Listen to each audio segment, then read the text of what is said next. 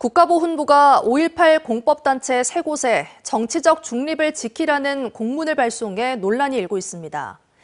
윤석열 대통령 구속 취소에 대한 단체들의 비판 성명을 두고 정치적 중립 위반 소지가 있다고 주의를 준 건데요. 보훈부가 예산을 쥔 정부 부처인 만큼 이 같은 대응 자체가 압박수단이 될 수 있다는 우려가 나옵니다. 보도에 김초롱 기자입니다. 지난 7일 밤 국가보훈부는 5.18 공법단체 3곳에 공문을 보냈습니다.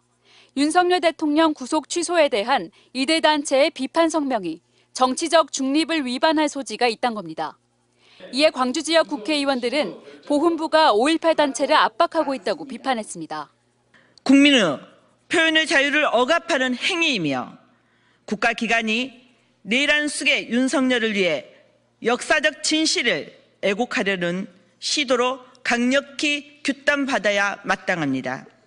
국가보훈부가 근거로 든 관련 법령에는 정부 지원을 받는 5.18 공법단체는 특정 정당이나 공직 후보자 등에 대해 지지 혹은 반대할 수 없다고 적혀 있습니다. 하지만 어디까지 정치적 활동인지 해석이 다른 데다 12.3 비상계엄 사태로 인한 이번 사안은 달리 봐야 한다는 주장이 있습니다. 특정 정파를 위해서 의견 표명을 한 게 아니라 민주주의의 근간에 관한 내란 행위에 대한 비판이기 때문에 이것이 특정한 정파의 이익에 부합하는 것이 아니라서 5.18 단체들은 이후 상황이 우려되는 만큼 5.18 정신을 표명할 당위성이 있다는 입장입니다. 또 어떤 일을 벌릴지도 모르는 그런 상황에서 이 5.18 단체는 이 계엄의 피해자로서 그런 목소리를 낸 건 당연합니다 봅니다. 정당한 이런 단체의 활동이에요.